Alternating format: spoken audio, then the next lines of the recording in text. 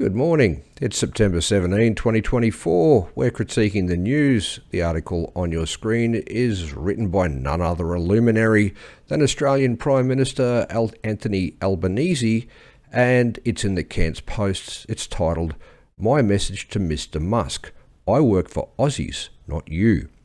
Now, the oldest trick in the manipulator's handbook is to claim to be doing something for the children, or for everyone's safety, or for the animals, or for the natural world, when it's really to hide something that they're doing that you'd reject if it wasn't carefully disguised.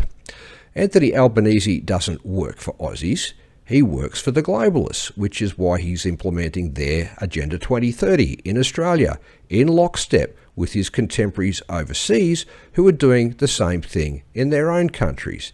He's attacking Elon Musk because Musk bought Twitter and turned it into X, where free speech is mostly allowed. There's some very good commentators out there who are still banned, and that's an ongoing process, and we'll see which side of the debate Musk eventually falls on. I don't hold him in particularly high regard. He's doing some of the right things. He's about the best we've got in terms of ownership of social media platforms, but he's not implementing full free speech as he should be. Because free speech is the foundation for all the other human rights that modern civilizations have achieved despite the resistance of tyrants. And it's always tyrants and feudalists and globalists who are trying to eliminate what we regard as our natural-born human rights. In fact, the only human rights you have are the ones you fight for and win from your governments and despite your governments. And the only way to keep them is to keep your governments contained, controlled, and suppressed, which Australians have failed to do in the last couple of generations.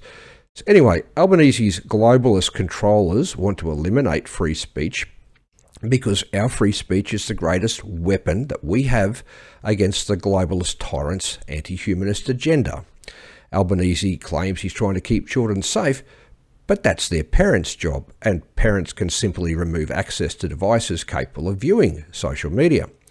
Albanese really intends to introduce laws to restrict free speech and require Australians to use facial recognition software to access the internet, so all speech can be controlled and shut down on command by artificial intelligence algorithms. If Albanese cared about the children, he'd be targeting Mark Zuckerberg, whose meta platforms host the most damaging content, not just in terms of bullying material and so on directed at individuals, but whole child porn and child grooming networks. And that never seems to make the news because, of course, Zuckerberg obediently hands over all the personal data that you put on there to the globalists because, well, let's face it, Facebook started off as LifeLog, which was a DARPA project engineered by the CIA. So Albanese is not only the worst PM Australia has ever had, he's looming as the greatest danger to Australian freedom and prosperity that we've ever faced.